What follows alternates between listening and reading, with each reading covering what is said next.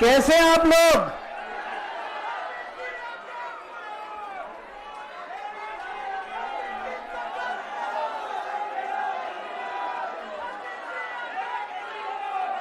दोस्तों,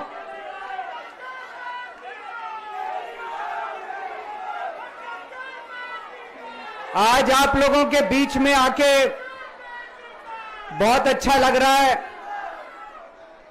और आज यहां जंतर मंतर पे पुराने दिन याद आ गए। मेरे को आज भी याद है, तारीख भी याद है। 4 अप्रैल 2011 का दिन था, जब आजाद भारत का भ्रष्टाचार विरोधी सबसे बड़ा आंदोलन, अन्ना आंदोलन, यहां जंतर मंतर से शुरू हुआ था। भ्रष्टाचार के खिलाफ आजाद भारत का सबसे बड़ा आंदोलन 4 अप्रैल 2011 को जंतर मंतर से शुरू हुआ था। 1.5-2 साल, कभी जंतर मंतर, कभी मुंबई, कभी रामलीला मैदान। लेकिन उस वक्त की सरकार भी बहुत अहंकारी थी। उन्होंने हमारी बात नहीं मानी, चैलेंज करते थे, चुनाव लड़के दिखाओ, जीत के दिखाओ, चुनाव लड़के दिखाओ, जीत के दिखाओ, कहते थे ना। हम तो छोटे से लोग थे, हमें तो चुनाव लड़ना नहीं आता था। और चुनाव लड़ने के लिए पैसा चाहिए, गुंडे चाहिए, आदमी चाहिए।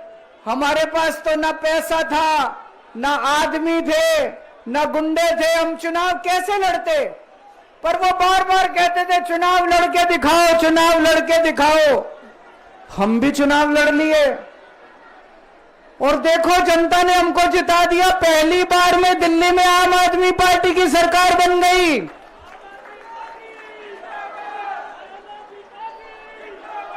देश के अंदर हमने 2013 में चुनाव हुए थे, देश के अंदर साबित कर दिया ईमानदारी से चुनाव लड़े भी जा सकते हैं और ईमानदारी से चुनाव जीते भी जा सकते हैं। जब हम चुनाव लड़े थे उन दिनों में, तो ये कहते थे सारे पार्टी वाले, अरे इनकी तो जमानत जब्त होएगी, केजरीवाल की जमानत बच जाए चाहे। पहली बार में सरकार बन गई थी दिल्ली के अंदर हमारी 49 दिन की सरकार। ईमानदारी से चुनाव लड़े थे हम, हमारे पास कोई पैसा नहीं था, कोई आदमी नहीं था, ईमानदारी से चुनाव लड़े थे। देश में साबित कर दिया कि ईमानदारी से चुनाव लड़े जा सकते हैं। पिछले 10 साल से दिल्ली के अंदर हम लोग सरकार चला रहे थे, ईमानदारी से सरकार चला रहे थे, ईमानदारी से पैसे सरकार के बचा रहे थे और ऐसी ऐसी सुविधाएं दी हमने जनता को जो कोई कल्पना भी नहीं कर सकता।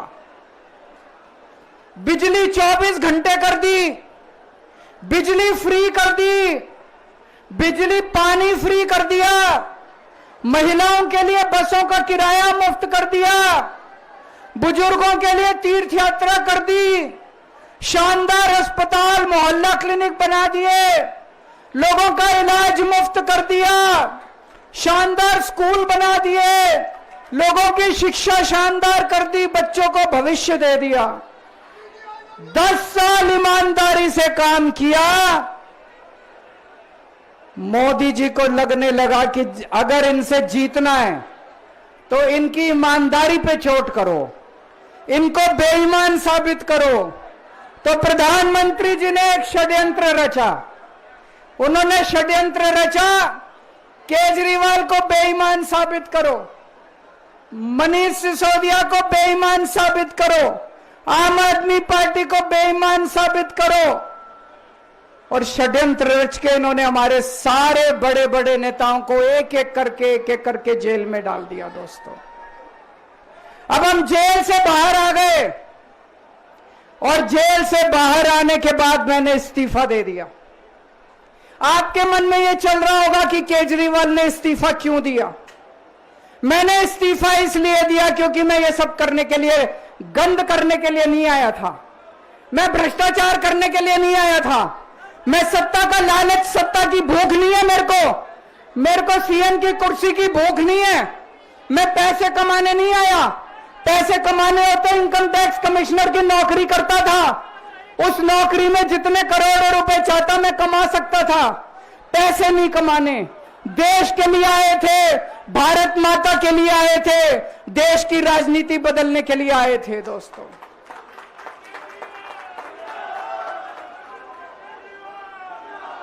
इन नेताओं को फर्क नहीं पड़ता। इन नेताओं की मोटी चमड़ी है। इनके ऊपर जितने मर्जी आरोप लग जाए, इन नेताओं को फर्क नहीं पड़ता। दोस्तों, मैं नेता नहीं हूं, मेरी मोटी चमड़ी नहीं है, मेरे को फर्क पड़ता है। मेरे पे जब ये कीचड़ फेंकते हैं बीजेपी वाले, मेरे को जब ये चोर कहते हैं, मेरे को जब ये भ्रष्टाचारी कहते हैं, मेरे को जब ये गाली देते हैं, मेरे को फर्क पड़ता है। आज मैं बहुत दुखी हूं, आज मेरी आत्मा पीड़ित है, मैं अंदर से बहुत दुखी हूं और इसीलिए मैंने इस्तीफा दिया। मैंने अपनी जिंदगी में केवल इज्जत कमाई है, मैंने अपनी जिंदगी में केवल ईमानदारी कमाई है। मेरे बैंक में कोई पैसा नहीं है, मेरी पार्टी के बैंक में कोई पैसा नहीं है, मैंने केवल इज्जत कमाई है। आज 10 साल के बाद जब मैंने इस्तीफा दिया है, थोड़े दिन में मैं सीएम का बंगला छोड़ दूंगा। आज दिल्ली के अंदर मेरे पास घर भी नहीं है रहने के लिए। मेरे को कई लोग कहते हैं, कैसा आदमी है यार तू, 10 साल राजनीति करी, 10 साल सीएम रह गया, 10 साल में तो 10 कोठियां बन जाती, 10 घर बन जाते, 10 प्लॉट बन जाते। मैंने कुछ नहीं कमाया 10 साल के अंदर, केवल आपका आशीर्वाद कमाया, आपका प्यार कमाया है 10 साल के अंदर। और उसी प्यार का नतीजा है, आज जब मैं घर छोड़ूंगा, मेरे पास इतने लोगों के फोन आ रहे हैं, इतने लोगों के मैसेज आ रहे हैं, जी मेरा घर ले लो, मेरा घर ले लो, मैं किराया नहीं लूंगा, मेरा घर ले लो। मैं आप सब लोगों का शुक्रिया अदा करता हूं। अभी श्राद्ध चल रहे हैं, श्राद्ध खत्म होने के बाद जैसे ही नवरात्रे शुरू होंगे, मैं सीएम आवास छोड़ दूंगा और आप में से ही किसी के घर आके मैं आपके साथ रहना चालू कर दूंगा।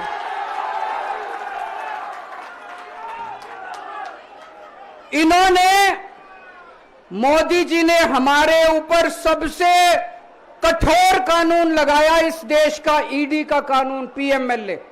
उसमें बेल भी नहीं मिलती, उसमें बेल भी नहीं मिलती, लेकिन केस फर्जी था।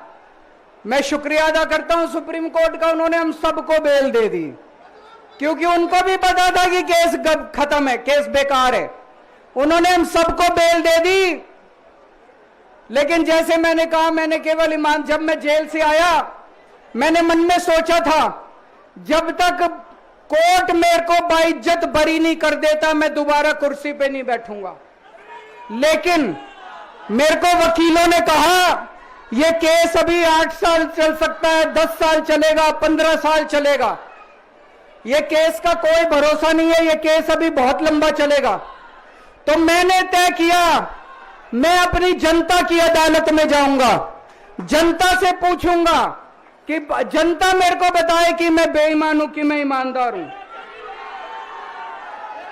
मैं दाग के साथ नहीं जी सकता, दाग के साथ काम करना तो दूर की बात है, मैं इस दाग के साथ में जी भी नहीं सकता, मैं जिंदा भी नहीं रह सकता। मैं आपसे पूछना चाहता हूं, अगर मैं बेईमान होता, क्या मैं दिल्ली में बिजली फ्री कर सकता था? दिल्ली में बिजली फ्री करने के 3000 करोड़ रुपए लगते हैं। अगर मैं बेईमान होता, ये 3000 करोड़ रुपए खा जाता, बिजली फ्री करने की क्या जरूरत थी? अगर मैं बेईमान होता, क्या मैं महिलाओं का किराया फ्री करता? क्या जरूरत थी फ्री करने की? पैसे खा जाता सारे। अगर मैं बेईमान होता, क्या आपके बच्चों के लिए स्कूल बनवाता? सारे पैसे खा जाता। अगर मैं बेईमान होता, आपका इलाज मुफ्त करता, पैसे खा जाता सारे। इन लोगों की 22 राज्यों में सरकार है, 22 राज्यों में कहीं बिजली फ्री नहीं है। तो चोर कौन है? इनकी 22 राज्यों में सरकार है, कहीं महिलाओं का किराया फ्री नहीं है, तो चोर कौन है? आज आपके बीच में आया हूं, आपसे पूछने के लिए आया हूं, केजरीवाल चोर है या केजरीवाल को जेल भेजने वाले चोर हैं? जिन जिन लोगों को लगता है केजरीवाल ईमानदार है, हाथ खड़े करके बता दो जरा से। ये कैमरे वाले जरा से दिखा दो कि दिल्ली की जनता क्या सोचती है। जिन जिन लोगों को लगता है कि मोदी जी ने केजरीवाल के खिलाफ गंदा राजनीतिक षड्यंत्र रचा था, जिन जिन लोगों को लगता है कि मोदी जी ने केजरीवाल के खिलाफ बहुत बुरा षड्यंत्र रचा था, हाथ खड़े कर दो सब लोग।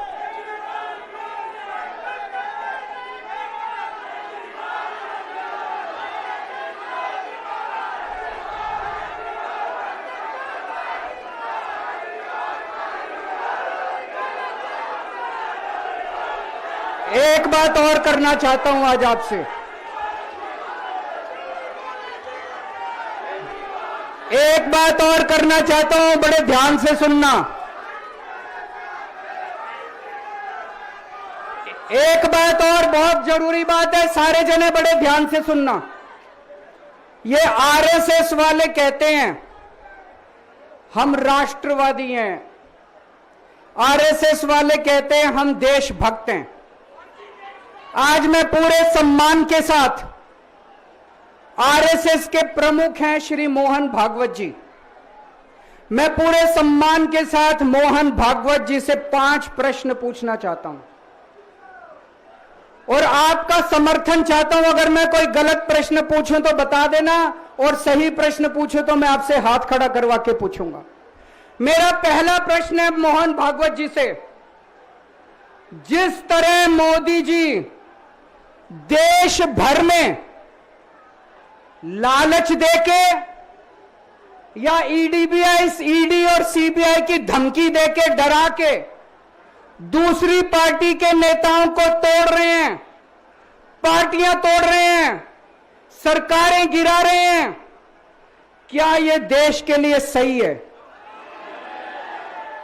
मैं मोहन भागवत जी से पूछना चाहता हूं, क्या आप नहीं मानते कि यह भारतीय जनतंत्र के लिए हानिकारक है?